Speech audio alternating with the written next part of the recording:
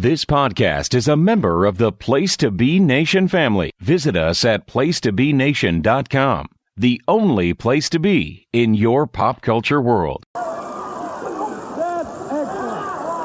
Come on, guys. Come on back here. Now that that's out of the way, you know, I haven't seen Magnum PA around here today, but I've seen Dusty Rhodes, and he's been making a lot of big talks about what a great team they are.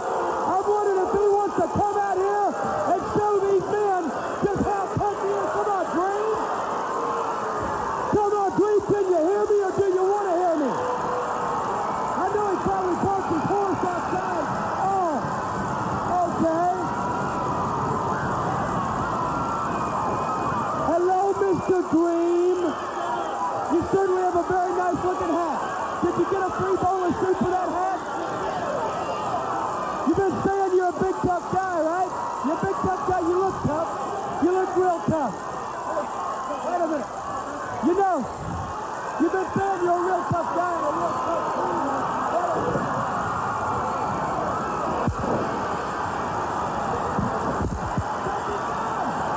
He got Cornette, Tony! He got him! Oh, he was hit with that rocket from behind, and there's Baby Doll. Oh, he caught her with an elbow. He elbowed Baby Doll. Oh, he went the last off the hand and hold it.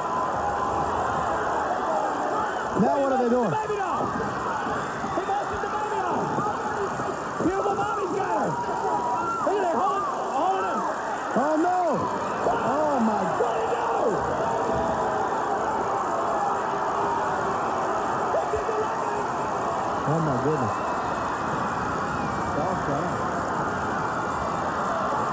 I can't believe what I'm seeing.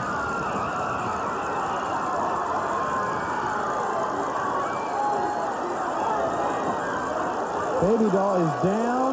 Dusty's down. Dusty's down. They held him. They wanted him locked. I am absolutely speechless right in the midsection with a tennis racket on Baby Doll. I keep her. What in the world? Big man, aren't you? You're a big man. Yeah, but big man, you're nothing. You ain't nothing. That's good. I do a lot better without you. Let me tell you something, Dusty Rhodes. American Dream. That's a big show of the American Dream right there. You ain't nothing. You are scum. And I just hope that somebody like, hey, maybe Wahoo, or maybe Ronnie Garvin, or maybe one of your other friends, I want you to tell Magnum TA what we just did here today. Because we ain't scared of you, Dusty, and we ain't scared of Magnum TA. And if he wants to do something about it, let him do it. Hey, Jimmy, you know, I've always told you, the wrestling business ain't no place for a woman, if that's what you want to call her. The wrestling ring ain't no place for a woman. Even a woman as big, as fat, and ugly like Baby Doll. I can whip you any day of the week, Baby Doll, because you belong in the same category with America's Team. Everybody talks a lot about you, but when it comes time to prove it, you ain't nothing. And I just love the idea of the American. You know, modern day Key's a modern day cowboy, Dennis. Well, why don't you hold him? Drugstore cowboy. He's a drugstore cowboy. Haul him up on his horse. Start him out. This ain't no place for women in this sport. This ain't no place for some men. You call that a man? I call that a piece of garbage. America's Team. Well, this is America's Team right here. The greatest team in the United States of America. The greatest team in the world today. The Midnight Express. And we'll stop at nothing. We'll quit at nothing. We'll do anything to prove to everybody that we're the best there is, darling. So you just remember that, Dusty. And like I said, please, please, somebody send that message. Somebody get on the phone right now and call Magnum TA. They're going down the aisle right now.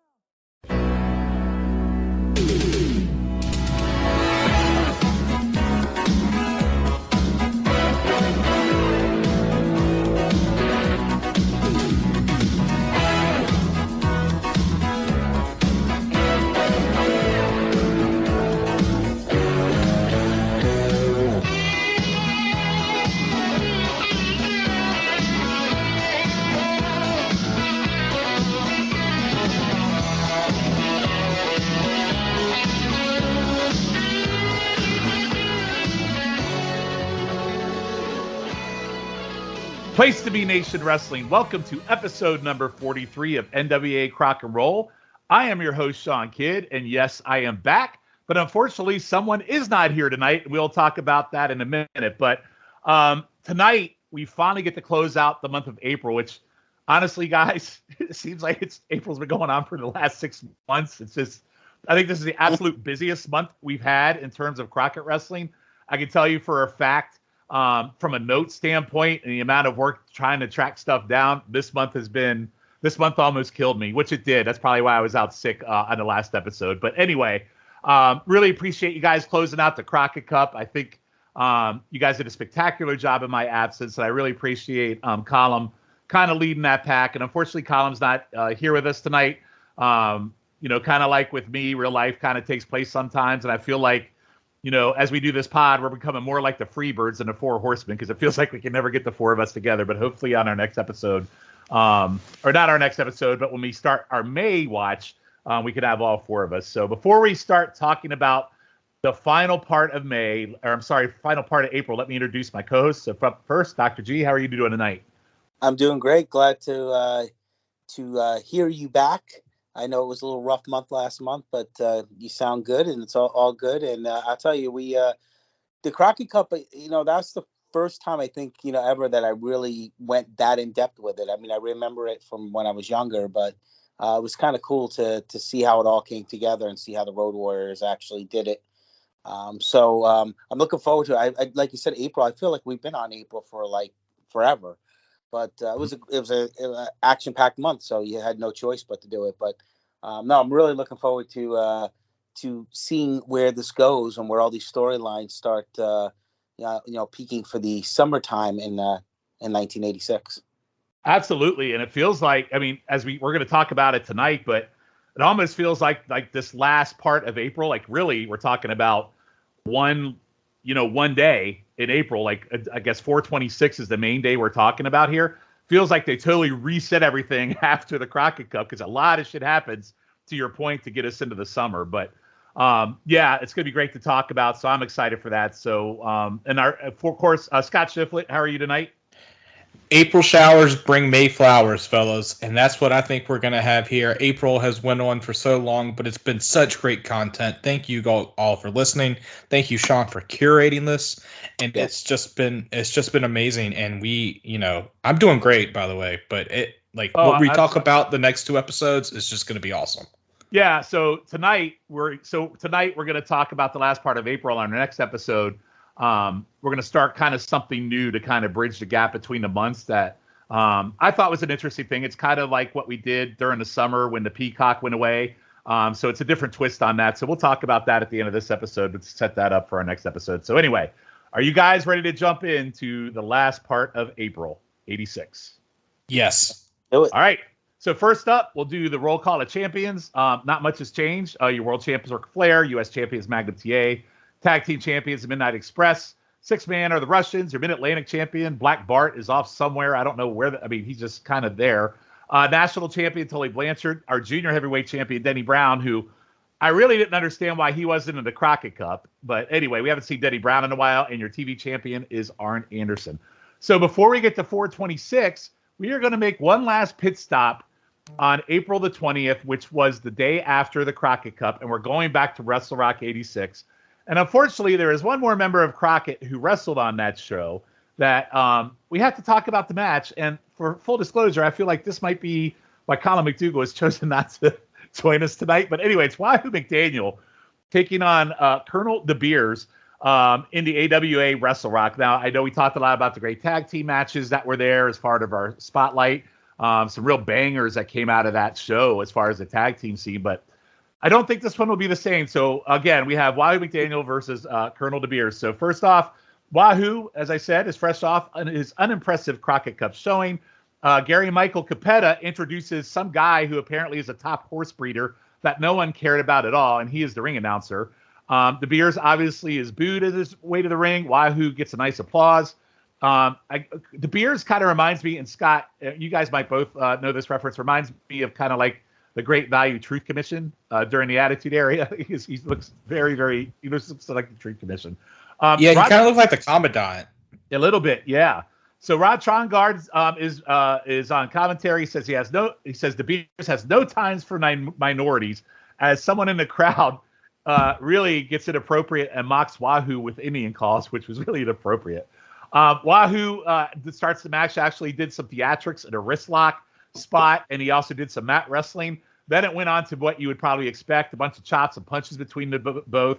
The guy in the crowd, there's a guy in the crowd who went nuts beating his friends with a foam finger, while there's another guy in a wheelchair in the crowd, looked like he was dying watching this match. I don't know if you guys caught those camera shots, but they were pretty amazing. Wahoo takes a pretty nasty throw out of the ring. I thought Wahoo showed pretty good energy for a few minutes, for Wahoo at least. Dibiase takes several falls to the floor spots, and suddenly he gets thrown over the top rope, and just like a sudden DQ out of like nowhere, like he gets thrown over the top, which looked really slow and prodding, and Wahoo gets DQ'd. Really sudden and really dumb. I thought this match was really stupid.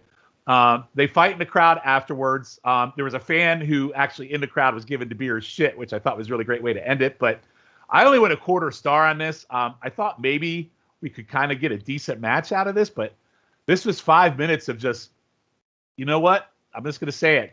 5 minutes of what we would expect out of Wahoo at this point, and I'm probably being kind on a quarter star. So, Dr. G, I'll go to you first. What did you think of this match? I did the same thing. I went a quarter star. I mean, yeah, you see Wahoo and Dibiase, but you figured at least maybe there would even be a decent brawl out of this, where you can maybe get a star or a star and a half out of it. But there was no heat. There was no, I don't know. Sometimes the AWA presentation, especially now we're going back and watching some of the stuff, they really sucked. I'm going to be honest. They definitely had their fair share of suck. There's no doubt about it. I mean, I guess maybe for that area, people like that stuff. And maybe, maybe sometimes people thought the old WWF was kind of boring. Like, I don't know, just that old school mentality. And that's why Vern wound up going under. It just, I don't know, just the presentation of it. I don't know, just the announcers are horrible. I couldn't get into this match at all. So it's just, there's really not much to say. I mean, it was, at least if you could have had a decent brawl, you could have, at least been somewhat entertained, but the brawl wasn't even, and then just throwing him over the top rope and okay, disqualification. It was like, I don't know. Yeah. There's the only thing you can say about this match is it sucked. That's what I'll say. We'll leave it at I'm probably being kind, giving it a quarter star, to be honest. Oh, I know I am for sure. Scott, what did you think? Yeah, I went dud. That's okay. Just it was just bad. Like, like the crap ending. I will say I do have a note here that says Dibiase is pasty as shit. So, and McDaniel was like like the nice thing that McDaniel did was he body slammed Dibiase. And then after the match, like that's when like Wahoo was like chopping the hell out of Dibiase. But like, where was that at during the match? This was just a nothing match. My first time seeing Dibiase, and I hope I never see him again. Well, you never know. As we do the spotlight pieces, as we go through the '86 stuff, you might see more of him. But you might see better Matt. He actually does have a pretty good feud with Jimmy Snuka, believe it or not, Scott, in '86. So you might see that, but we'll try to avoid him with Wahoo ever again. So, all right. So we're off to a really crappy start with that match. So we're going to jump right into, we're going to go into Crockett, April 26th. This is the date we're going to cover today. A lot goes on. And we're going to go to Mid-Atlantic. Now, the cool thing about Mid-Atlantic or Worldwide, sometimes they have these random matches that you don't see on Saturday night, that something happens, or even with like jobbers, like tonight, like when I saw this in Mid-Atlantic, I always watch these matches with these jobbers that might be a little bit more in terms of what they give in the ring. And this one's with Rocky Kernodle versus Ivan Koloff. And, Kernodle, he's obviously Don Kernodle's brother. I think we talked about him, we talked in depth a little bit when we talked about Starrcade 84, where he teamed up with Ole against the Koloffs. But yeah, so it's Ivan Koloff versus Rocky Kernodle for Mid-Atlantic 426. So we'll kick it off. So Ivan's out with Nikita, and actually we have Khrushchev back, and he's braced up and he's out on crutches standing at ringside. So our first, I think, look at Khrushchev since that injury that he sustained, I think in that match against Sam Houston we talked about sometimes back. The announcers say he will be back in action shortly. So the match goes outside. Kernodle throws Ivan into the ring post, and Rocky works his arm. The crowd, as always, goes nuts as there's multiple hammerlock slams on his arm. It doesn't last long as Rocky gets tossed outside.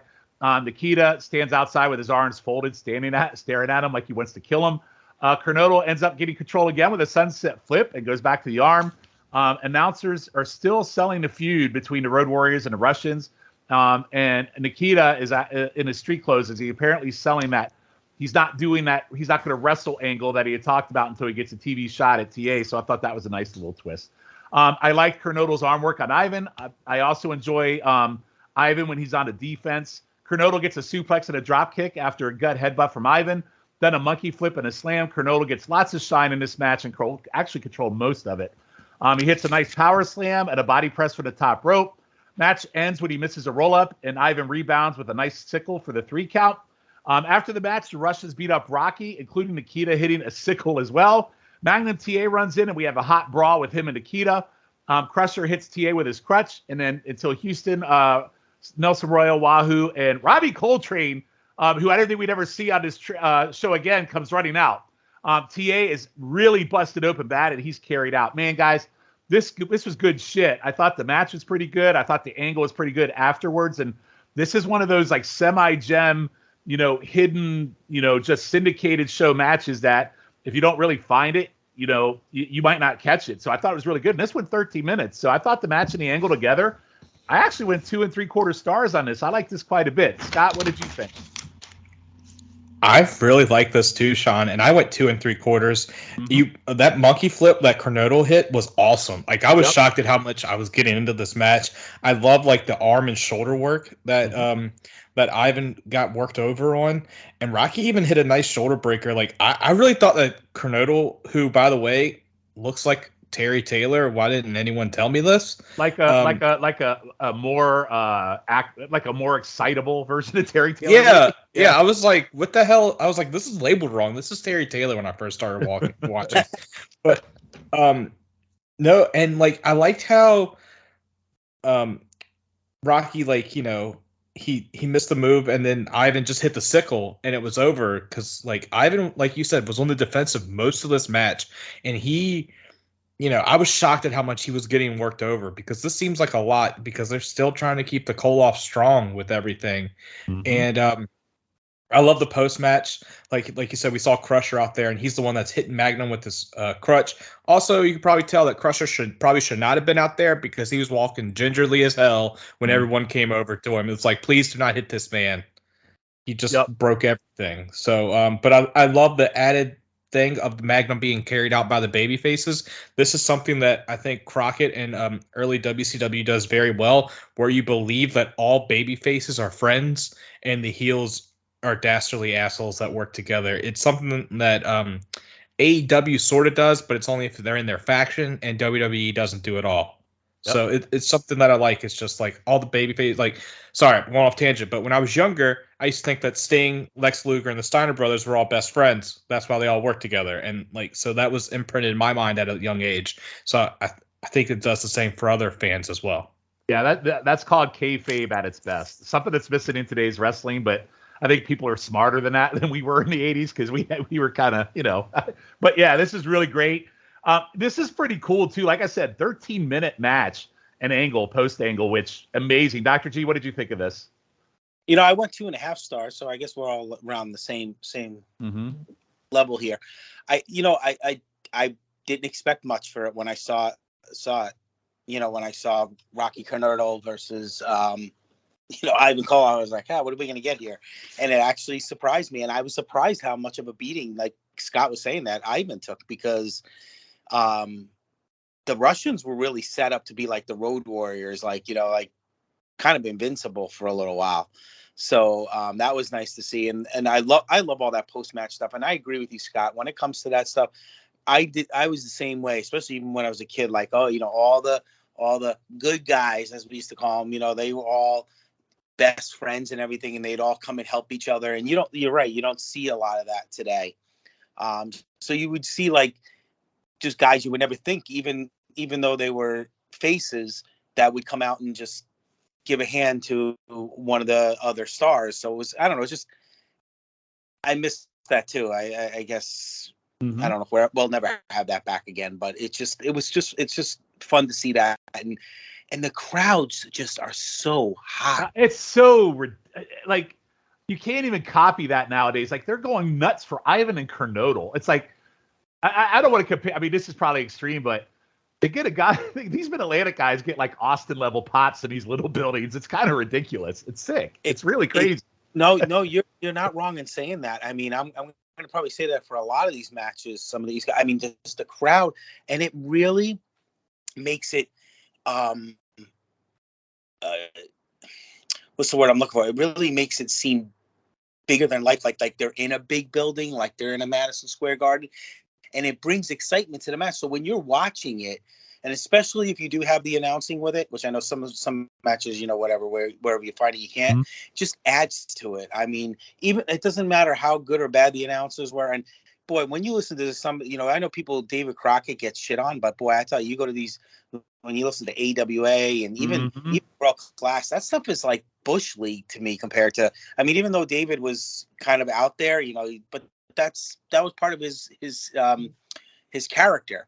I don't know. I think the whole package here, I mean, no, is this a 5-star match? Of course not, but just giving it 2.5 stars because to me, anything over 2 stars, that means you're entertained at some point. I mean, it's, 5 stars is a level, you don't, if you gave 5 stars to everything, then why even have that level? The 5 stars, you got to go way above and beyond to get to that. Yep. And you know what else I find interesting? We have been talking about Nikita and TA. This build has been going on since January, and we have watched a lot of matches between the two.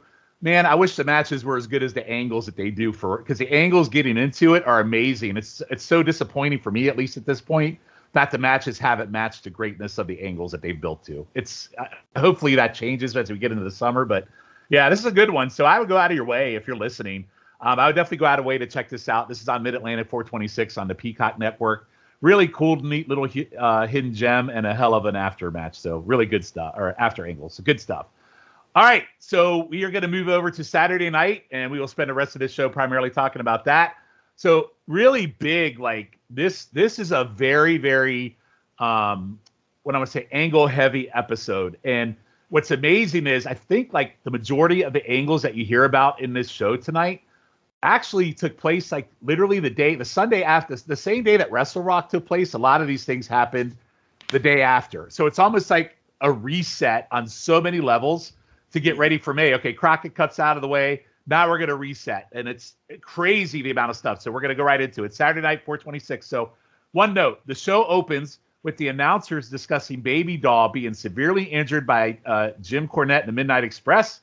And they do talk about the Road Warriors winning the Cup. And then they talk about an injury to Ricky Morton. So like I said, these are 3 like things that have literally happened. The Crockett Cup was literally just a week ago. So we're going to start off with our first promo tonight.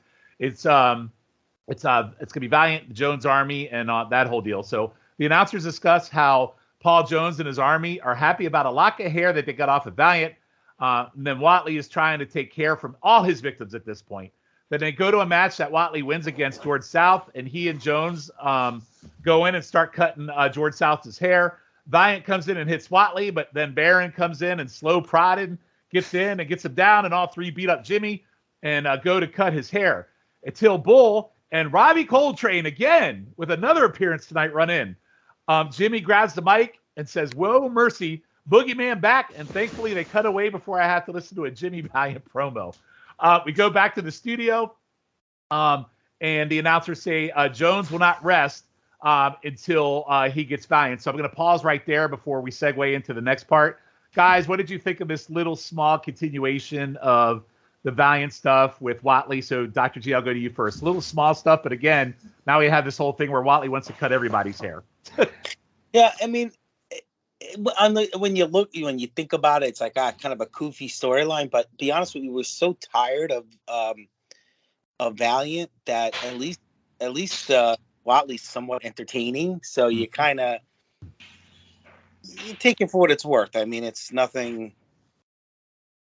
Yeah, it's just kind of like a little like, and so I put it in here because what I'm trying to do is I'm trying to show these things that as we build to the bash, how they build up. So this wasn't much, but it was like a little nugget I threw in. That they threw nugget, in. Yeah. Really, what I think about it is that, again, these little mid-card storylines or even low mid-card storylines, that they have the crowds engaged. Mm-hmm. Yep. We probably would laugh at something like this today because what we're so used to, but I love the fact that, because when you're watching these lower card matches, you want to have some kind of reason to want to watch it. I mean, come on, do you ever remember watching some of the cards, or even when I went to house shows as a kid, and I'm like, okay, it's just two random guys fighting each other. Mm-hmm. Oh, big deal. Who cares? But when you there's a little storyline going on television, kind of keeps you entertained. Yeah, it's kind of like, if I think about when Scott and JT did those Madison Square Garden shows, and how the first three matches were just plotting and boring because you had no investment in any of them, and it was just bad. So I like that. To your point, they do these small little mini feuds. And I think the other benefit I thought about is they do them, the crowd's so hot, but it's because I think they do like the high schools, they do armories and things like that, which again, just resonates with the crowd. I don't know, man. I just think they got they got their shit together with what they got going on right now. It's not even exactly. And a character like Jimmy Valiant, the kids like that. He's goofy and he's comes out. And so like you get the younger crowd. Into someone like him, probably at that time, probably the middle-aged guys like, oh, look at this goofball. I hope I'm not going to be like this one. I'm his, like. Yep. So it's no, I do remember this whole storyline, and I was kind of like, I guess it was kind of neat, like Whatley, because he was such the face all the time. The guy that you always wanted to see win, but never did on television. Like actually be a decent heel. I mean, I know he could get annoying after a while, but it's more entertaining than what we were seeing before. Yeah. I can't get enough of Whatley because for me, I feel like Whatley, forgive me for saying this, probably snorts a bunch of coke before every promo, and he's just freaking out of his mind. I think it's fantastic. Scott, what did you think of this little snippet of the ongoing feud here? Snippet, I like that, Shawn.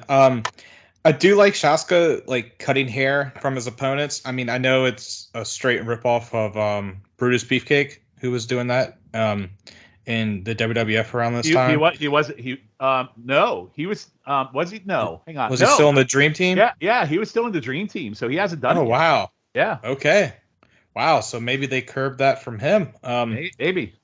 Yeah, but Jimmy Valiant shows that he's such a smuck that he goes out for the save and ends up getting beat himself and then has to be saved himself instead of, being the valiant hero, where it's like, how are you supposed to be the good guy everyone cheers? But like Dr. G says, it's because he dances like a buffoon. Yep. So something needs to change with this feud. Like something needs to happen. I mean, that was kind of hot, but they started off so hot for me. They were being Calum's MVPs for that, but it just seems like it's cooled off. I know it was part of this long month too, so that might be something added to it. But yeah, I definitely think. Listen, it's been a long month, and I think because it kicked off, and I think it's just been long, and they had to get through Crockett Cup, but you'll definitely see this heat up as we get in the summer because they definitely have some bash matches coming up, which we'll talk about when we get to that in 2025, I guess. But anyway. Yes. All right. So we're going to jump right out of that. And it goes quick. Like they talk about Jones and they really quickly transition to JJ coming out as Garvin is in the ring for a match. And JJ says, Bob Geigel has decreed that there's no more taped hand for Garvin. That is a weapon. And he yells at Pee Wee Anderson, who is the ref. That Garvin needs to take the tape off, and Garvin just stares at him like JJ, like he wants to kill him. The tape comes off, and JJ says he was very concerned for Garvin's opponents, and it's taken him 5 minutes to unwind all the tape. So really good sell job on the tape being a weapon and Garvin being pissed off. And so after the match, Garvin comes to the podium and cuts another really bizarre promo. Remind me of just about everyone making a big deal about his tans and they're a bunch of crybabies. Then he goes into this whole, I'm a proud American, and some guy causing terrorism, and he didn't want to listen, so in the middle of the night, we bombed him. Then he tells the Horseman to watch out in the middle of the night. He might be in the bedroom looking over them. And then when he opened his eyes, last thing they will see is his knuckles. And so what he basically does is he's threatened to kill them all. And he says a lot of people don't like the Horseman, and he's not alone. And then the final promo later on for this little feud as well, which is building, JJ and Tully come out. Tony says the tape's off Garvin. Ricky Morton's injured, and it seems like things are going the Horseman's way. JJ then says the flower shop in Charlotte is busy sending flowers to Baby Doll. He doesn't understand the big deal. Injuries happen every day. Says she should be in the kitchen. Tully says you have to intimidate people. And then he brings up morons in their injury. He talks about Dusty's foot, Garvin's hand. He goes, that's intimidation. When you get in the ring with the Horsemen, you're in the ring with the big dogs, and we hold off the hardware. And that's the bottom line. So, guys, I love this whole so fast. You got the angle where the tape comes off. You got Garvin cutting one of his bullshit, batshit insane promos, and then Tully kind of ties it up with a bow. So, G, I'll go to you first. What did you think of this whole thing? I love it. The thing is just when Tully's on, let me tell you, he's just as good. I mean, he's probably just a step below Ric Flair and Arn, but when he's on, he's phenomenal. He's just and just amazing the things that they got away with in those days. The things they're saying, when it comes to Baby Doll and stuff like that. Yeah, I mean, he beat up a woman. What's the big deal, right? I mean, it's like, what are we doing? Exactly. I mean, it's just, when I could sit there and I'm watching it and I'm laughing and I'm just enjoying it, then I just know. I mean, I have to say, that's one of Tully's best promos. I think 100%. I loved his promo. I thought it was great. And they think about it when you're younger and you're really into the whole kayfabe. You just want to punch this guy. You want to beat the heck out of him. You want to see him get beat. And that was the whole purpose of why they did these interviews. So you'd go plop your $10 or $15 or whatever it was for a ticket at a time to go see the matches. Yep. And there's nobody better than the Horsemen when it comes to that. What did you think of Garvin's bizarre promo about bombing people? And what did you think of that? It was weird with him. If he just never was comfortable on the mic. So sometimes it just felt like he was just, I think I don't know how they did things behind the scenes. I think if he was in today's wrestling world where they kind of, I don't want to say scripted, well, I guess WWE scripts it more, but even if they gave him some kind of bullet points or something to work with him, maybe, because he was convincing because he was a tough guy.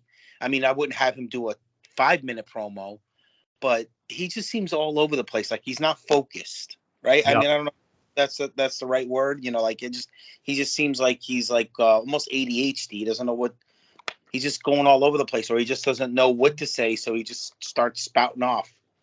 Yeah. I'm not going to lie. I'm very entertained by his serial killer promos. I know he's spouting a bunch of garbage, but I'm laughing my ass off the whole time he's talking. Yeah, no, I'm not saying they're the worst things in the world. Trust me, there's some bad promos out there that we could talk about. It's just, I think he probably, because that's where his rap was, is that he wasn't a good on the stick. But I think if he had somebody who was able to work with him, and maybe like today's world where they do put a lot of emphasis on that, which they did then, but they didn't really have people working with each other, he might have been actually a decent promo. Agreed. All right, Scott, what did you think of Dexter, Ron Garvin, and the Tully promo? Well, I actually enjoyed the JJ thing because you talk about wanting someone to get beat up and paying money to see it. I was hoping that JJ would get socked in the face by someone. Ron maybe takes off his tape and just still is like, I still got the hands of stone, and just decks JJ, because I loved how smug he was. He's like, I got it. It was Bob Geigel, right? And he's like, I got the approval. The tape's coming off just like Dusty's boot. And you could tell how smug he is. I just loved it. Ron Garvin, serial killer, home invasion person. So we're doing home invasions now, Ron. All right. So great. I was like, he says he's proud to be an American. I'm pretty sure he's from Canada. He is. Then he was mumbling, when you said how some guy, we bombed him in the middle of the night, and then he's like, Flair and Tully, you're gonna wake up and see me in the middle of the night. And I was like, well, that's terrifying. I was like, I even have here, what a bizarre promo, but I did like the thing of how he said he's not alone, which hopefully that leads to something. And I loved how they were just Tully and JJ were like making fun of Baby Doll being hurt, and he said things are going their way, and also Tully says that they intimidate everyone, and Horsemen are the big dogs, which I really liked. And later on, like, we're seeing all this Horseman stuff, but we're still only seeing 3 of them. So very interesting. I'm interested to see what happened with Baby Doll, because that's still a mystery to us. And Morton, I want to know what happened to him as well. But it was at this point you have Tully was on it. Yeah, at that point during the show, you had no idea what happened. So you're curious. Well, what are they talking about, right? So that they kind of tease you that you have to hang on to see what happened to Morton and what happened with Baby Doll, right? That's pretty cool that they did that. They keep you hanging on. So, but yeah, good stuff here. And when we get to May, our first May watch, which will be the episode after next, we actually finally get a match between Garvin and Blanchard for the national title. So we'll get to watch that, and it's on TV. So that'll be a good one to. That'll be a great one. That is. I do remember that match from what I remember. I haven't watched it yet for this pod. But from what I remember loving the match when I saw it then. So I look forward to talking about that when we get to May. So we're off and running with Tully and Garvin as so there's one angle that's laid out and a few that's coming up more in depth. All right.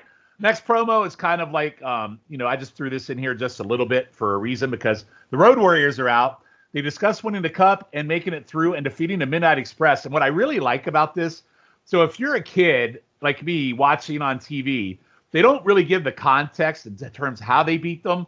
Like, they beat them by DQ, but in my head, as I'm watching this on Saturday night, I'm like, oh, man, these guys probably beat the shit out of them and pinned them and destroyed them. But in all fairness, that's not what happened, right? You thought they beat their ass, but it's like the way you thought they won is not the way they actually won if you hadn't seen the Crockett Cup. So I was always on edge for stuff like that. They said they are setting their sights on the tag team titles in the Midnight Express. I also like them discussing the 24 that they beat all 24 teams in the Cup, and it makes it feel like they moved over all 24. So as a freaking kid, that's what I thought. I thought they just went in and beat the shit out of all these 24 teams, which I thought was great. I thought it added definitely to their mystique. And you had it, like I said, in their head at the time that they killed everybody in the tournament. Then they talk about a double chain match with the Russians in Baltimore tonight that Hawk goofs on at first, like he calls it a cage match, but he's not real sure what match he's having. And then he says the Russians are a crotchety load of buzzard barf. Scott, what did you think of this one briefly? I think Hawk took a bump before he went out there. Yeah, I had no idea what match he was having tonight. Yeah, I was like, oh my God. I did like how Ellering said they were setting their sights on the Midnight Express. Maybe Road Warriors are going to go for the tag team gold. I do like that. But yeah, like Hawk was all over the place, he said, and then like he reiterated what Ellering said and was talking, like, it was just like he was repeating everything. And it was like Ellering was like his ventriloquist dummy because like it's like he whispers like, oh yeah, we're coming for the Russians too. In a cage match. I wasn't there this last time, but I was there, be there this time. It was like, dude, you need to stop shooting the monkey steroids into you and stop with the cocaine Hawk. Like, relax, man. But yeah, like when they talk about 80 wrestling's cocaine promos, that's one you can point to. Yep. Yeah, he's coked out of his mind here. Dr. G, what did your thoughts on it? That's exactly what I wrote on here. He's coked out. And especially, when I used to listen to Animals podcast and he told some of the issues that, and everybody would have thought that, then Animal was like the big party or two, and he wasn't. He wasn't into that scene.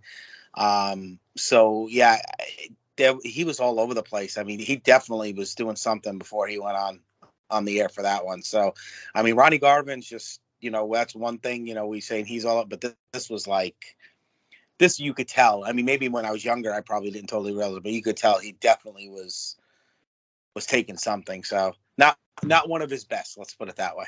Yep. We'll hear from the Russians a little later on too, which is funny because they actually shit on Hawk a little bit for blowing the promo. So we'll get to that in a little bit. All right. So we're going to jump into Ric Flair and Ricky Morton and what's going on with these guys. Remember before the Cup, they had this confrontation between Morton and Flair, and so they've been building to this. So David Crockett says, Rhodes and the Rock and Roll Express are causing Flair a bunch of jealousy, and he says Ric Flair is losing it. We then cut to a 6-man elimination match that, as I researched it, was from 420, which again was the day after the Cup, and it was at the Greensboro Coliseum, and it was a match between Arn, Tully, and Flair versus Dusty and the Rock and Roll Express in a elimination match. And I was just thinking to myself, man, I bet that would have been great to see live. But we get the final moments, and Morton actually pins Flair with a small package to win the match. Flair is super irate, and later on that night, I don't know if it was right after the match or not, but the Horsemen go right into the locker room and attack the Rock and Roll Express. Announcers say they never in his career has Flair attacked anyone in the dressing room. Flair grabs Morton and runs his face in the concrete. And what's really cool is the visual. You can see the blood smearing all over the floor until Dusty runs in and makes a save. And, you know, Flair is snapped. Dave says, you lose control, you lose the championship. So later on, Flair comes out, says David Crockett said last week he would not keep his title versus Dusty in New Orleans. And he flaunts the title and said he does not expect to see Dusty Rhodes in the title picture for a long, long time, as the camera keeps panning to all these girls who just keep giving Flair the F me eyes. I always love when they Flair's out and they pan to all the women in the audience. It's really great for his character, I think. He says, Morton, it's no secret all the women in the world fall at my feet because he's Ric Flair. Says he's made an example of Morton and he's now a little bitty ugly duckling and no woman wants that face next to her in a king-size bed. He says now he wakes up in the morning and said, you thought you were a big deal, but Ric Flair changed it. He wanted the world to see that Morton was a punk, and he put him in his place, and he rattles off all these places he's wrestling and to roll out the red carpet. He doesn't care who it is when he faces him. Diamonds are forever, and so is Ric Flair. And so the final part of this, Morton later comes out. His face is all scraped and scabbed. He comes out with Gibson. It's a really good visual here. This makeup or whatever, how they did it, it looked amazing. Morton says Flair didn't do anything. It took all three Horsemen and JJ to do after he beat up Flair. He tells Flair to blow all his limos and planes out his ear and calls him a punk. He's going to walk that aisle to be the world champ. Says to be the man, you got to beat the man, and he's done it several times. Tells the other Horsemen they are coming after him. Expected more. I mean, listen, the first two parts of this, the Angle and the Flair promo were great. Honestly, with Morton, it was good, but it didn't catch that fire that I really wanted to feel coming out of Flair and what he did to him. So, Scott, I will go to you first. What did you think of this whole Flair-Morton dynamic? Well, I love seeing Flair rub Morton's face in the concrete. That's a pretty famous angle. And, I love seeing Morton's face of how, I think they talk in one of the Flair shoot promo videos. They took sandpaper to Morton's face to make it look real, which I really liked. I will say that Flair had some good lines saying, let's have a moment of silence for Morton, which I really liked, and how Morton is a punk, and he put him in his place. Ricky Morton, just like our buddy serial killer Garvin, not the greatest on promos, but I do love how Ricky Morton, known as Ricky Morton, referred to himself as Rick Morton, which, I don't know, made me laugh. But he said he's going to be a world champion, and Morton also said that the R&R is coming for Tully and Arn. So, we have, a bunch of divergent paths because Tully and Arn did beat up Robert Gibson. So it's pretty interesting. So it seems like the Rock and Roll Express are not only going after Flair, but the Horsemen as a whole, which I like. Yeah, this is really, really good shit here. Dr. G, what did you think? This is definitely, like Scott said, one of the more famous angles with the Horsemen, especially the rubbing of Morton's face. And I'll tell you, they really played up the kayfabe then, because, like I said, and I heard that one about the sandpaper, and that I think that was totally true. But the visual on that concrete with the blood was amazing. It was amazing. It was. I don't know how what he did, if he actually did blade himself. So then when they did rub his face, the blood, I don't know. They just did a great job with it. And, Flair was just phenomenal in us. And this was a pretty decent feud. I mean, I think they were seriously thinking about putting the belt on Morton, but Morton didn't want to leave his partner, which you have to respect. I know that's been talked about a lot lately. A lot of I agree with you on the Morton thing, and I did write. I was like, I would have loved to have seen a little bit more fire, especially what happened to him. You would expect that it would be a little bit more. We've seen Ricky Morton do some fiery promos, but I would have loved to have seen a little bit more out of that, considering what happened him. Yeah, I mean, you can only hear. I mean, you just had your face like smashed into concrete and blood smeared everywhere. I don't need to hear "I'm coming for you, Ric Flair, Daddy" coming out of that. It's like it kind of sounded hokey. Like it was like how like we've seen how Magnum TA has really improved on his promos because you felt the passion and you felt the anger coming from him when he was, conducting his interviews. I didn't feel that anger from Rick Morton on this interview. Yep. And I remember a couple episodes ago, Calum was talking about, the typical Ric Flair promo. I wasn't feeling it. I don't know about you guys, but I loved Ric Flair. I love Flair's promo tonight. So he was awesome. This is the Ric Flair we know and love. Yeah. Yeah. He was on his shit tonight for good. It was great. So, all right. So we've had two big angles. We've had the Tully and Garvin angle. We've had Morton and Flair set up two big things here. Now we're going to go to, I remember this. I remember the Morton Flair angle, but I also remember this angle because from a shot value standpoint, I just couldn't believe that they actually pulled this off on TV. So Tony and David Crockett, they revisit Baby Doll being injured, said she was hurt and went to the hospital. Tony goes he really gets upset and goes in on wrestlers hurting wrestlers, but they should not hurt a woman. Tony doesn't like to look at this. We cut to a tape of Jim Cornette in the ring with the Midnight Express. And he says he hasn't seen Magnum TA today, but knows Dusty is here and says he's tired of these two saying what a great team they are. And he actually challenged Dusty to come to the ring. Dusty comes out with Baby Doll, Jim Cornette busts. He basically busts on Dusty's hat and talks shit at Dusty as he gets in the ring. Dusty does an amazing double clothesline to the Midnight Express, starts punching Jim Cornette. But Condrey hits Dusty with a racket. Baby Doll runs in and attacks Bobby with some great fire, but he shoves her into a corner, basically tossing her off, and she goes down. Eaton smacks Dusty in the head with the racket, then grabs Baby Doll, and Jim Cornette jams the racket into her stomach as Condrey holds and makes Dusty watch. David Crockett during this might be an all-timer with his stroke out. The crowd is going absolutely bonkers as the faces hit the ring. Cornette then goes to the interview podium, and him and David Crockett go at it. David Crockett's so mad he actually storms off. Cornette berates Dusty and the faces and tells them to go tell TA what they did because they aren't scared of Dusty or Magnum. Eaton says wrestling ain't no place for a woman. Jim Crockett calls Baby Doll big and fat and could whoop her any day. And in the side shot, they show Dusty laying over Baby Doll, and then they carrying her out. Jim Cornette says Dusty ain't a man. He's a big piece of garbage. So before I move on to the next two interview segments, Scott, what did you think of this angle? I thought it was off the chain, amazing. What a masterpiece. I'd never seen this before, to be completely honest, with Baby Doll being hurt. So I was like, who the hell hurt her? Was it, the Horseman, because they could have done that with Tully. I like that it was the Midnight Express. It gives them fire, which, Cornette has no problem getting heel heat. And you know what? He finally has something for the Midnight Express because I feel like as champions, they've just been floundering. Like, yeah, they really have been. They really have been. So I'm glad that it gives them something. They didn't win the Crockett Cup, but, I think they might have came out better than the Road Warriors after that if they're going to take out the top babyface's valet in Baby Doll. The crowd was just I'm surprised they didn't have a riot when first like Eaton elbowed Baby Doll and then Cornette hit her right in the stomach with like the tennis racket. And I just loved how all the baby faces, like we spoke about earlier, are like tending to Baby Doll. And Cornette was just amazing. Like, saying how he's not scared of Dusty or Magnum. And like how you said how like ring ain't no place for a woman. I think Cornette even said like she just needs to be in the kitchen or something. And it was just. She's big and fat, and Dusty's a big piece of garbage. I loved it. And yeah, and I will say, like, I know we're going to get to this, but this Dusty and Magnum promo, like, this is a serious Dusty. Like, talking about promos knocking it out of the park. Yeah.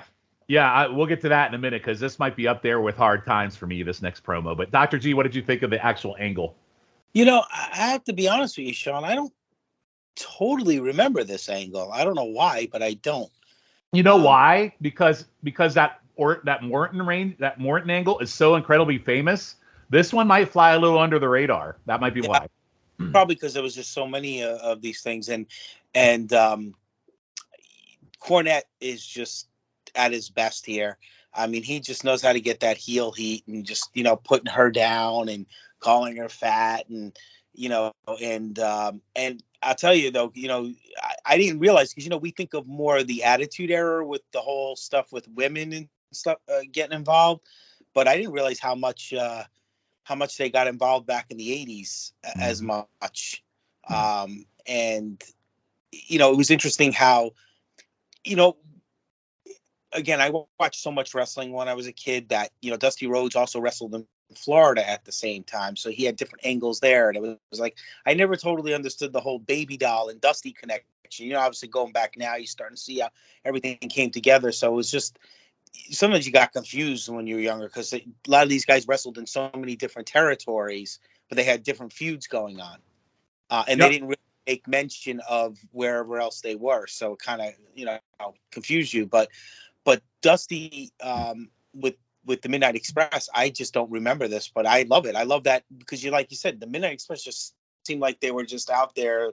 Oh, we're the champs now, but they don't really have a feud to really latch onto. So this was very well done angle. Again, probably overshadowed by the Ricky Morton, Ric Flair angle, but something definitely to enjoy. Well, what I like is we're seeing Dusty transition out of the Flair. Okay, so we're going to transition to Flair and Morton. So we know that Rock and Roll, we're going after the tag titles, but now we're transitioning to Dusty and Magnum. By the way, Magnum's also got Nikita. So so Magnum's going to have his hands full this summer. Like he's juggling, you know, he's kind of like Dusty was when we first started this pod, where he had the hand in every pot. And Dusty, to a degree, still does, but pretty two big feuds here. If you know, Magnum's going to be feuding with the tag team champions, plus he's got to defend the U.S. I mean, they're really going all in on Magnum with this too. So really, yeah, it's just great to see them setting up new stuff. So it's not the same. Oh God, I got to watch another Dusty Flair match. I love that. Love it. Yeah.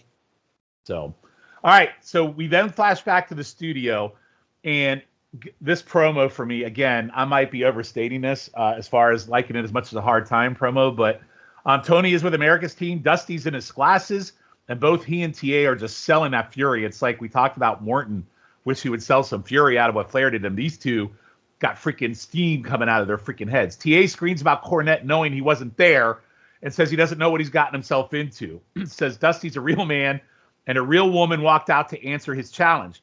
TA will never forget Eaton's face or Jim Cornette jamming that racket into Baby Doll's stomach. He says, this won't be about the titles. This will be about vengeance. Says he never thought he would see the day he would go to war for Baby Doll, but she has shown who she is, and we are behind her. And then Dusty says it's simple. Baby Doll came into a man's game and wanted to be equal. She took a lot of abuse. And then Dusty just cuts a hell of a promo about every woman's dream is to be the best, be it a secretary. He even said being the best on the street, which I was like, holy shit. So he talks about being a secretary, best on the street, being a doctor, a lawyer. Said this world is not a man's world. This world belongs to the women. Says we would have a president. Says we had a president, men with children, without a woman. We would not have a president.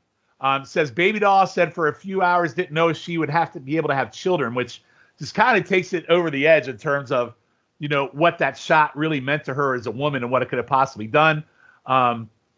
He says they're going to take it out of the Midnight Express. Says when you think you can get in the ring with the Midnight Express, that's hard times. But when you put your hands on Jim Cornette, that's risky business. And I'm sorry, that was Cornette's. Anyway, this just was all. Oh, I'm sorry, I skipped over. I'm sorry, guys, I went too far ahead. Let me go back here. He says Baby Doll, like I said, didn't know if she would have children. Tells Midnight Express to forget the titles. What's going down is a good old-fashioned ass kicking. So I'm sorry I jumped ahead there. I looked forward at my notes, but this Dusty Magnum, fucking all-time great, fantastic promo here, Dr. G. What did you think? I agree. This was great. I mean, just the way Dusty just going off about we wouldn't have a president if it was. And every woman's dream is to be the best, including being a hooker on the street. I loved it. I don't even think he knows what he's saying half the time. No, he didn't. I was shocked at that comment, but I just went with it. But you know what? He's still entertaining nonetheless. I tell you, this was this was right under hard times, I would say, of what we've seen so far. Yeah, and you know what? For me, it's almost like, you know, we've seen a lot of promos with Flair and Dusty, but this Dusty promo almost re-energized me in terms of how I feel about Dusty Rhodes and how great his promos are. Because I feel like in some of these promos, he just kind of keeps track a little bit and kind of stays the course. This one was a whole nother level, and God, it was so good. But it was good. And when he's fired up too, it's even better because he just goes on and on. But you may be what did he just say? But it's good. He's entertaining, and that's why he's one of the best in the business. I mean, we're only seeing a microcosm. We've only covered a year so far, but I mean, I remember him always being just a great talker. I mean, I always thought probably Ric Flair was better, but Dusty's pretty good, And it's so hard, those two. Like they'll randomly just pull one out of their ass that you're like, oh my God, that's so. This one I can't even. This was just a. Yeah. And by the way, you say he's fired up. It fires me up. Like watching this promo, I was getting fired up. It was so good. That's how good this was. So, all right, Scott, what'd you think? I assumed you loved every minute of this too. Yes, I did. I'm gonna start off with Magnum bringing up the past with Baby Doll. That's a nice touch, and it rewards the viewers for people who have been there the whole time because like Dr. G just said, we've seen basically a year, and when we first saw her, she was with Tully, and they had a blood feud. So it's nice to see how he's bringing up the past, how he would do anything for her, and how they're coming for Midnight Express. Dusty, as you said, guys, was knocking out of the park. I do love how he said this is a woman's world. It's damn, Dusty's being super serious. And then he gets bleeped again because he said they're gonna get their ass kicked. But no, it was just a hell of a promo. Magnum was just a little below Dusty, but Dusty's one of the best. And I know I wasn't here for it, but I remember you guys at the start was when Magnum had that feud with Flair, and he was yeah, this promos suck, and he's came such a long way in his serious promos because you believe that he was gonna whoop his ass, whoop Midnight Express and Jim Cornette's ass, and that's what you want to see. Yeah, the evolution of TA over the last year has been definitely one of the highlights, just to watch how he's grown from maybe not so confident babyface to, almost getting beat by a freaking Irwin brother to his fire it's great. The last year or so watching him grow has been absolutely fantastic. So, all right. So we're going to close this little segment feud out with Jim Cornette. He says, Baby Doll should not have stuck her nose in this, and women don't belong in sports. And then he rattles off all the sports that men dominate. He says, Baby Doll put herself in a man's position, and when you do that, you're going to get hurt. He calls Baby Doll a heifer, and she got what she deserved. Dusty says, he says, Dusty's in the old Westerns and talks about how they used to knock sheriffs down and make them watch their horse get beat up. And then he compares it to this, which, again, goddamn, man. Dusty couldn't do a damn thing to stop it. He calls TA a coward for not being there. He tells them to try to take out the Midnight Express. He says, when you think you can get in the ring with the Midnight Express, that's hard times. When you put your hands on Jim Cornette, that's risky business. And I love the reference to that promo of Hard Times. I love the reference to the risky business. I mean, Jesus Christ, if you're going to close out just a 3 interview segment between the Angle, the Dusty and Magnum, and the Cornette, this is probably one of the greatest setups of something that's going to happen here that we're going to get to watch I've ever seen. So Scott, what did you think of Cornette? I thought Cornette was on his shit too.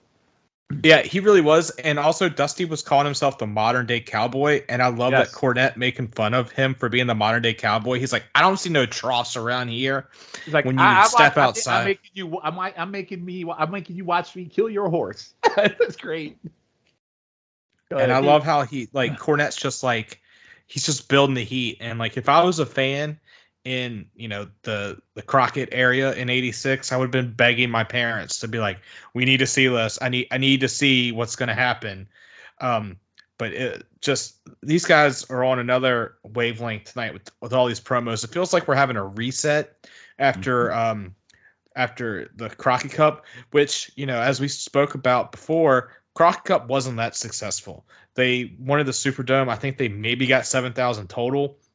So that's a big mistake. So if, what they're planning for the summer needs to be a success, they need, to be turned up to 11, and they're certainly on their way to that. Yeah, it's a total reset, and it's, it's funny. Dr. G, as I go to you as you close this out, one thing about you said earlier about women and wrestling. So if you compare this, if you're a WWF fan, you're watching Miss Elizabeth and how timid and meek she is with the Macho Man. I mean, and then you flip over the channel and you see this shit, you don't know what punched you in the face. But anyway, what'd you think of this with Cornette? Cornette he's such whether you like him or you don't like him, he's such a student of the game. Like those references to Dusty's promos, that just shows you how much he listens, how much he knows what's going on, and he pays attention to it, and he keeps how the continuity, and that's what he's really good. And he's very quick-witted. He gets out what he needs to do, and he creates that heat, just like Scott was saying. Makes you want to buy that ticket to go see these guys go at it, and probably want to see his butt get kicked. So. Cornette is, that's why he's one of the best managers of all time, because he knows how to generate that heat and make sure that his guys, because remember, you look at the Midnight Express, you didn't want to give them the microphone very often. They weren't gonna create heat on the mic, but because they had a manager like Jim Cornette, it brought them up to another level. And I think they would probably say the same thing, if Bobby Eaton were still with us, and either Stan Lane or Dennis Country, they would have to give a lot of their credit to Jim Cornette. Yeah, and for me, I think up to this point, this might be the best overall Cornette promo we've seen since he's gotten here. I think, no doubt about it. I think this is like the Jim Cornette I know and love. So, yeah, really, again, two hot feuds. We've got 3 feuds now. We got Tully and Garvin, who kind of like that mid card for the national title. You got Flair, Morton for the world title set up, and now you got this. And I also love, they said this ain't about the titles, because the Road Warriors said they're coming for the titles. These guys said they're coming for vengeance. So, yeah, just again, I can't say enough about this. This episode of Saturday Night is pretty comparable to the one that had the Garvin and Flair match and the Ole TA match, but from an angle standpoint, this is probably the best Saturday Night we've watched so far. So we got 2 more promos to close this April out. So Nikita and Ivan are out with the 6-man trophy. Ivan brings up the match we had watched from Mid-Atlantic, and TA interfering in his match said TA deserved exactly what he got by being carried out on a stretcher. He says Crusher will be back in a matter of weeks. Says TA losing his U.S. title would be his nightmare, and his nephew Nikita is his nightmare. They then show a chain match segment from a match between TA and Nikita, which again was from the same Greensboro show that Morton got his face beat up on. And Nikita actually won that match, as it was a non-title match. He said Kremlin has entered into serious negotiations for U.S. title match on TV. Nikita comes in and basically says he's harder than TA thought. He's going to be U.S. champion. And then Ivan goes into the Road Warriors and says they don't know what kind of match or where they're even having it, which I thought was a great reference to the Hawk Splendor earlier. They don't know how to read or write either. He said the Meadowlands. That's what I love. Yeah, they don't know how to read or write it either. So basically, the Meadowlands is supposed to be a cage match, but tonight there's a double chain match in Baltimore, and they are looking forward to it. And by the way, the other note is, FYI, the Road Warriors won both those matches from the Meadowlands and Baltimore from this night. But I added this because, one, it continues the Nikita and the whole build to the TV match, but also I kind of liked Ivan shitting on the Road Warriors. Scott, what'd you think? Yeah, I loved Ivan calling Nikita Magnum's nightmare. I thought that was like, because I just love the Russian nightmare nickname.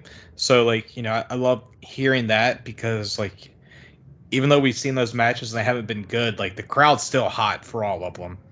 And Ivan saying the Road Warriors don't know how to read or write, I started laughing when he said that, because it was like, these idiots, like they screwed up earlier, and he's like, it felt like Dusty was like, go up there, rip him a new asshole, and we'll just figure it out later. Yep. All right, and Dr. G, what do you think of this little promo here? Well, that's just like Scott said. I agree with you about the Ivan shitting on the Road Warriors, because again, it just shows you that everybody pays attention. There's the continuity there. When their opponents are actually at the desk, they're paying attention to what they're saying so they can respond. That's what you're supposed to be doing. That just shows you how invested they are into the product, because you want to make sure you want to play off that. And that's exactly what they did there. And I was laughing too when I heard it, because I'm like, and that people knew that Hawk had some substance issues, so he definitely was having some fun with that. Well, I do like Ivan, and I'm sure it was a rib saying they don't know how to read or write either, basically calling him stupid. That's just Ivan. I thought Ivan was having fun with that. I thought it was great. So, all right. So we're going to close it out tonight and with the Horsemen that close out the show. And it's been a long time since we've seen them all at a kind of like a interview environment. So all three and JJ are at the podium. This is after Arn has defended the TV title against the Jobber. Arn says everyone wakes up trying to be someone else. We are just happy to be us. And that's such a simplistic term, a thing of what he said. I thought that was great. Flair says a whole bunch of women in New Orleans call the Horsemen the Good Horsemen. We left town. They all walk around in a daze. Flair says Morton can get all his friends together, and they are the championship rogue, and we do it better than anybody. He praises JJ for guiding them, and all the faces can do is get their butts kicked. JJ says if R&R want to bite off the Horsemen, Arn and Tully would be happy to accommodate in any arena in the world. Blanchard says the other two have covered it all. And then he says, I love this line, they are rich women's lovers and poor girls' dreams. I also like it when Tully, he's wearing his douchey little preppy sweater tied around his neck. I always think that's when he's at his best douche mode.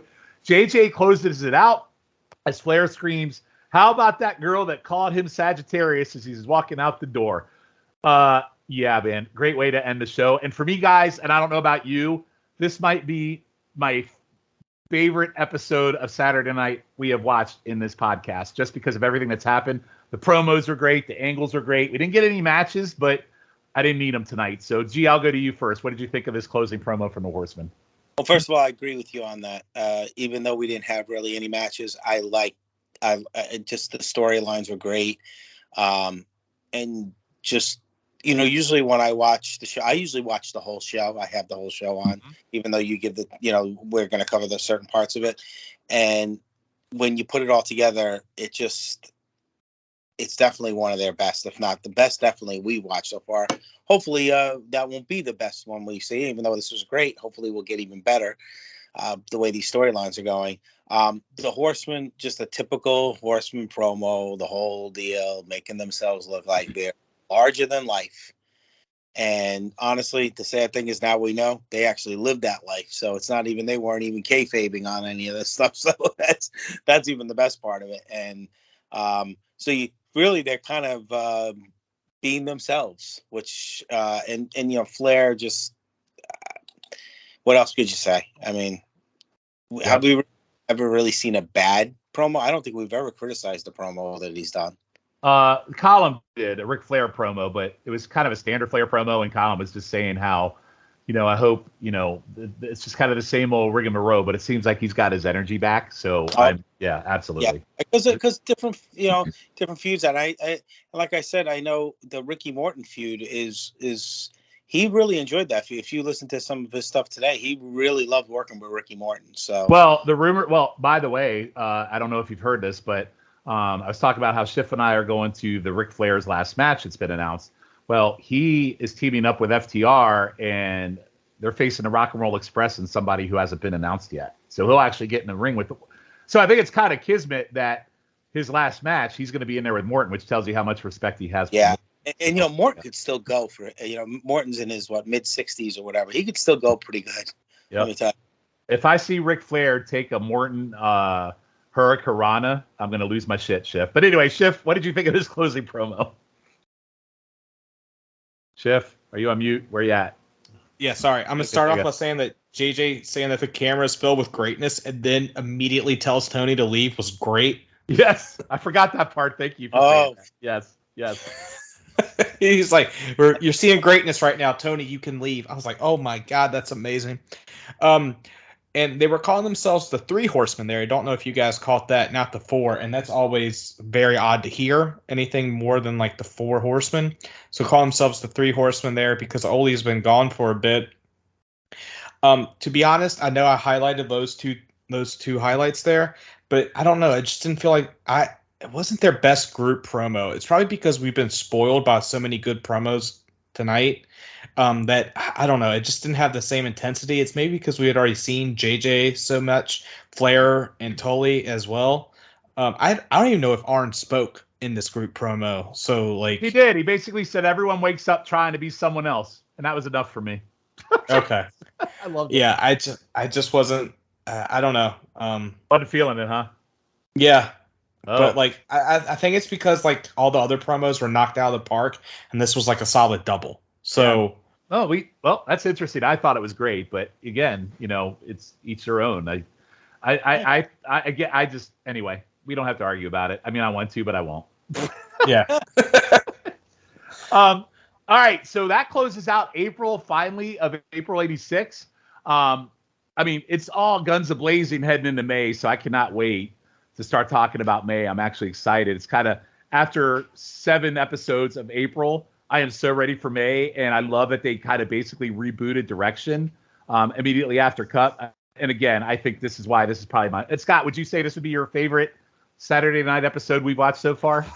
Oh yes, 100%. Like this, like I grew up watching Crockett and NWA, so this was like I felt like I was a little kid again, freaking out as they're yelling at the TVs. So it was awesome. But like we were talking about, it feels like a reset, and sometimes that's needed. And I think it's pretty ironic that after and during this time with WWF, like even now in WWE, after Mania, it feels like we get a great reset in April. And here we are in April of '86 getting a great reset, but not from WWF, but with Crockett. That's right. So anyway, so that closes out Crockett for April. So before we end this episode, we are going to do our territory spotlight match, which we will do on an ongoing basis.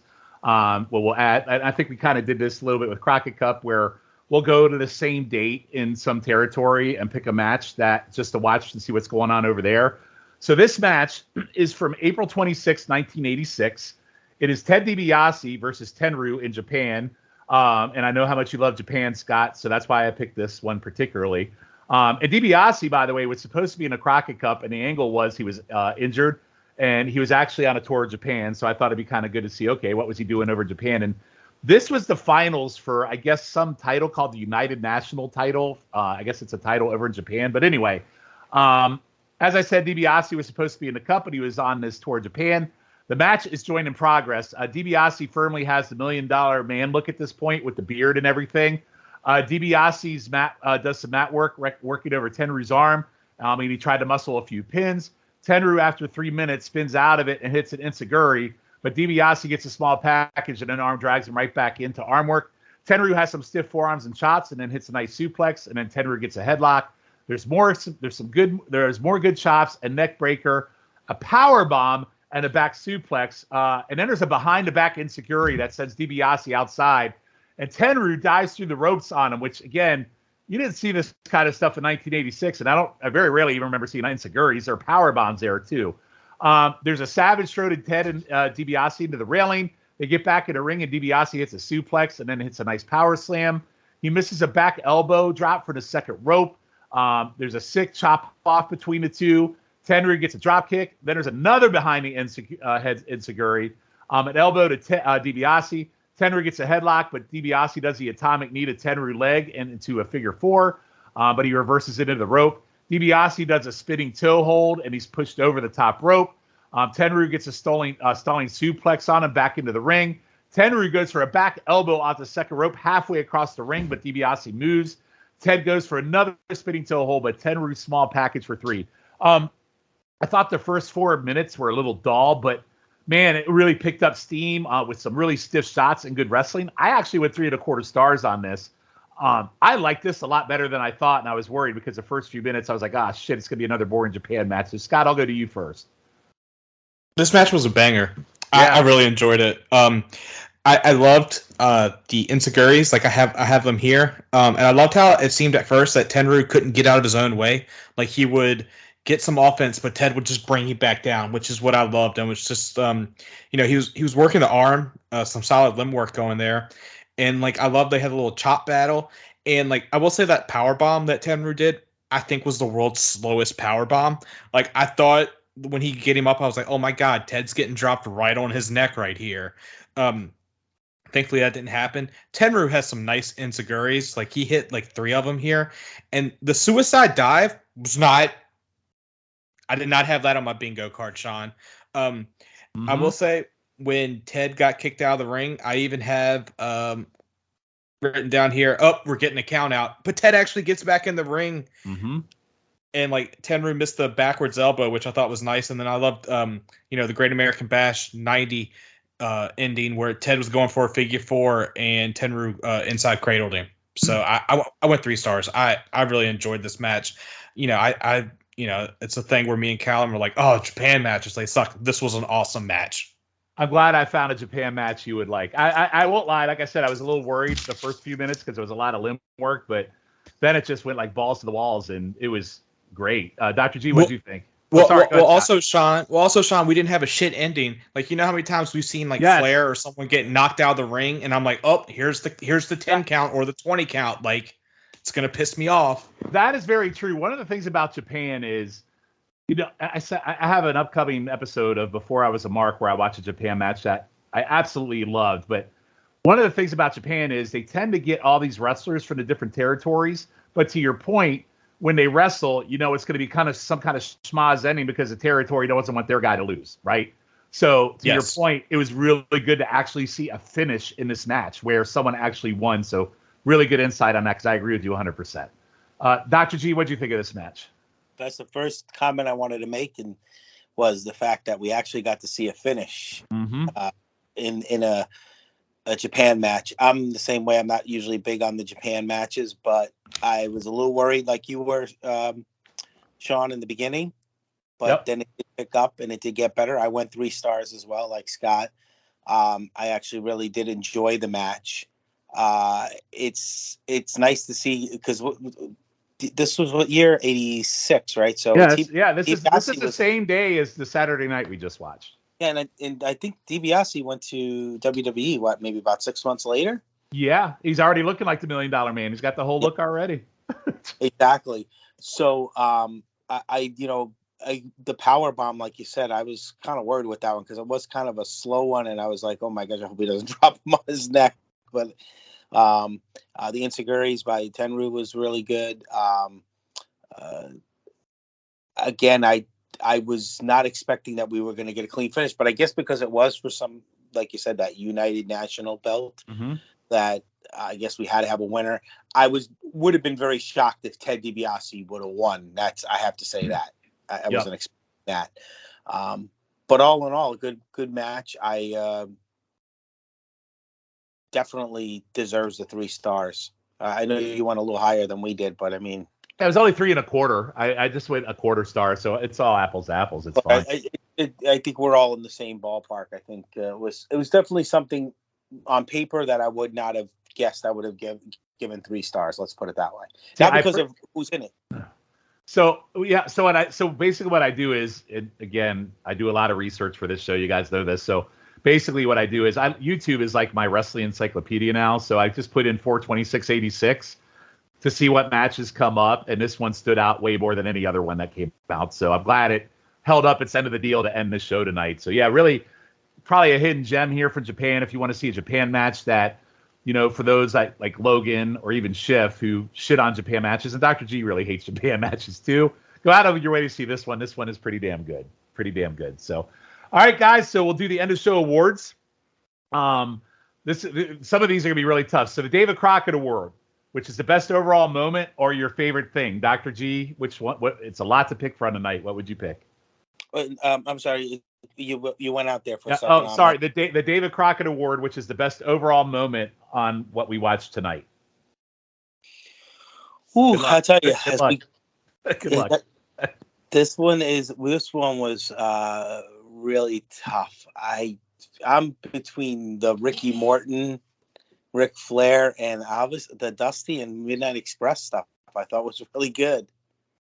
So you're gonna go with both. You're gonna go with both. If you had to pick one, though, I have one in particular I'm gonna pick, but there's a reason. You know what? I think I'd have to go with the Ricky Morton one because that's the more famous one. But I have to say the Dusty and Midnight Express one's right under it. But since I have to pick one, I'll go with the Ricky Morton angle. All right, Shiff. I'm gonna shock y'all. I'm going with Tully, Garvin, and JJ. Wow, I am shocked. Yeah, wow. Is there a context behind that?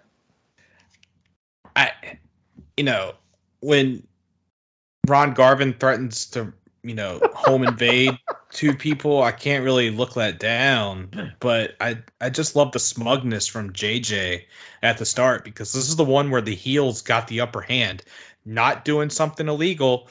They did it by the book, and that's just something I loved. And I love Garvin saying, I have someone coming that's going to help me. Who the hell can that be? I don't know. We'll find out maybe. So for me, I guess we're going to have a three-way split. I'm going with the Dusty and Baby Doll angle, just for the simple fact that from the angle to the amazing promo by Dusty to Jim Cornette kind of rounded out with an even more like a promo of himself. The promos involved in the other two did not even come close, and that's what I'm all in on that one. That takes it. I definitely see. I had a tough time, and I'll be honest with you, and to be honest with you, I had the Ricky Morton, Ric Flair, and that when we went over the whole thing with Dusty, and that made me want to actually pick that. I think I'm gonna have to change my mind, because I'm not feeling comfortable. I wasn't 100. I'm gonna have to go with the Baby Doll, Dusty Rhodes, because it by us going over it actually changed my mind, and I think I was going with the Ricky Morton, Ric Flair one just because it's famous, and which is great. I mean, the blood. I mean, it's all great, but I mean, two all-time great promos out of that angle that I can't ignore. I just can't. So, and so Shiff, your choice is not wise, but it's okay. It's all right. You're different, and you like serial killer promos, so you're good. Yes, I do. All right. The Arn Anderson Award for Best Promo. I mean, hands down for me, it's a Dusty and TA. Dr. G? Same. Scott? I'll go with y'all. Oh, my God. That even has to be like I have to go with you? That should be like a slam dunk. I know. It is. But, like, I know it's weird with me not going with, like, the best moment, but the best promo was Dusty and TA. All right. The Dusty Broken Leg Award, the best angle. I'm sticking with this is tough. I'm sticking with the Dusty Baby Doll. Scott? I'm going with Flair. Okay, that's fair. Dr. G?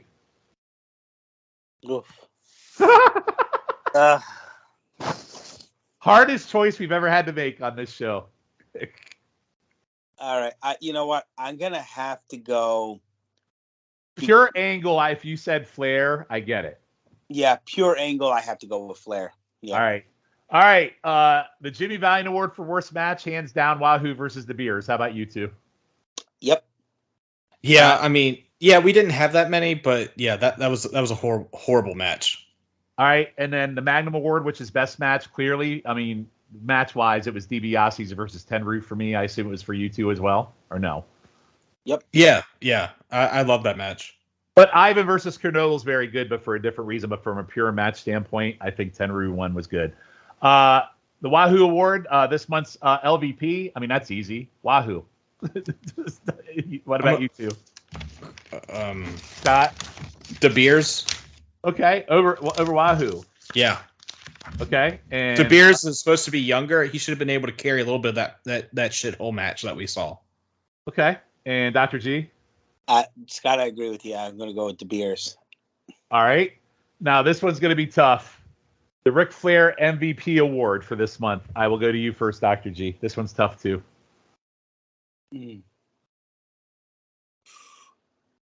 Oof. This is a tough one. I'll go to Scott first. Scott, you're usually throw stuff out there out of the blue. Who would you pick? 3 Horsemen. Okay. Because not only they had all those promos that were great, but also they beat the hell out of the Midnight Express. Oh, you mean beating up the Rock and Roll Express? The Rock and Roll Express. My apologies. A lot of expresses going on. There is. There's a lot of express. Dr. G. I'm gonna you know what? I'm gonna have to go with Dusty because of his promo. I love that promo. He took me off guard with that, and I was. It's so hard. Like if I think about, I'm gonna go with Dusty too, and here's why. From the moment he entered that ring and he did a freaking double clothesline to the Midnight Express out of nowhere, the way he sold Baby Doll's injury and how devastated he was while he was leaning over her, to the freaking promo on, like, I have to pick Dusty. There's just no. For me, this is like put the cherry on top. of the whole. Yeah, the whole thing, just the way it played out, and it got me re-energized around Dusty Rhodes because I felt myself really lagging with him over the last few episodes, and it totally got me re-fired up for him. So I'm going with that. So, I mean, you can't lose in anything we watched tonight except maybe the Wahoo versus Dibiase match. Everything else was pretty damn great. So, so that ends this episode. That ends April. So, guys, on our next episode, we're going to take a little bit of a transition break into May before we get into May.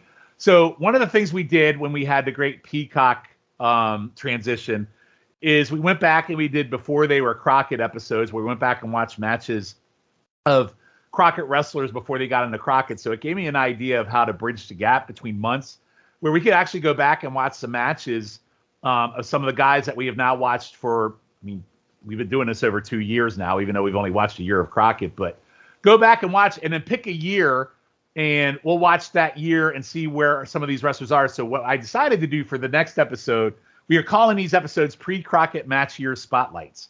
And we're going to watch 6 matches from the spotlight year that has Crockett wrestlers in it. So we are going to start with 1985. And the reason why I picked 1985 was we started Crockett. And so April 85 started our journey. But there's a lot of stuff that happened pre-April 85 that I thought we would watch. And what I found was there were some matches in there that really showed the journey to them resetting into Crockett. So I thought 1985 would be a good year to start with.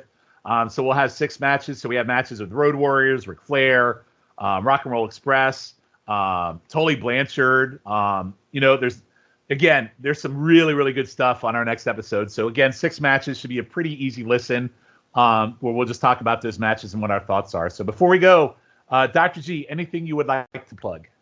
Sure. Make sure to listen to the NWA Saturday special every Saturday morning here on the PTB Wrestling Network. Usually drops at 9 a.m. unless there's something happens and we have to record a little later. But for the most part, that's when it drops. And we're covering the current NWA, which is heating up as we head towards their pay-per-view in a couple of weeks. So make sure you listen. And I do that show with the Podfather himself, Scott Criscolo, and I could be reached at Dr. G PTB on Twitter.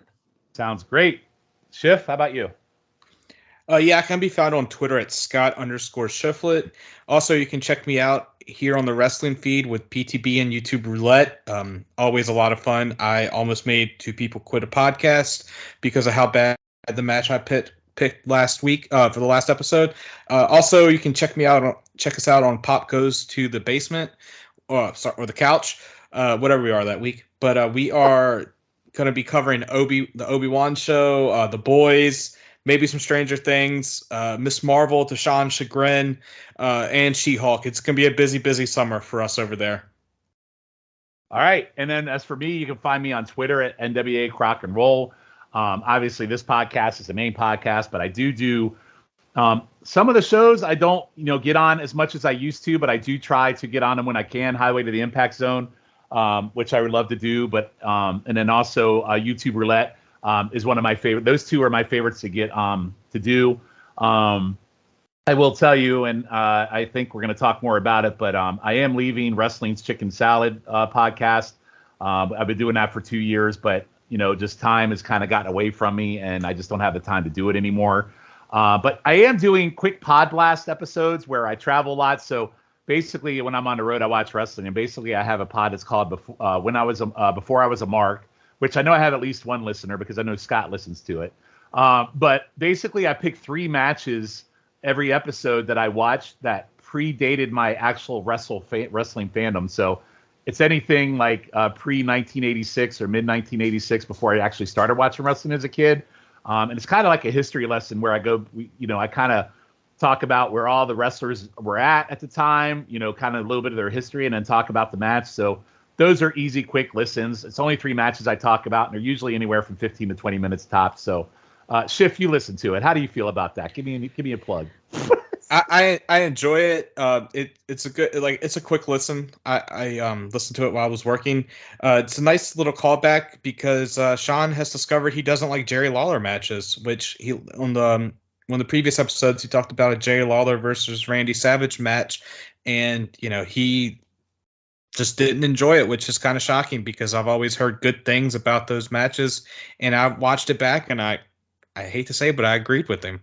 Yeah, so so it's kind of cool to go back. Yeah, I do not like Jerry Lawler. I've not watched a good Jerry Lawler match, and your YouTube roulette pick did not help with that, by the way. So anyway, so guys, thank you for listening. It's great to be back and finally getting out of Crockett Cup and being recharged, and we're on our way to May. I'm really super excited to talk about some of the matches we're going to have on our next episode because I think we picked some good ones to talk about. So with that, I am Shawn Kidd. He is Dr. G, and he is Scott Shiflett. We will see you on episode number 44 of NWA Crock and Roll in a couple weeks. Thanks, everybody.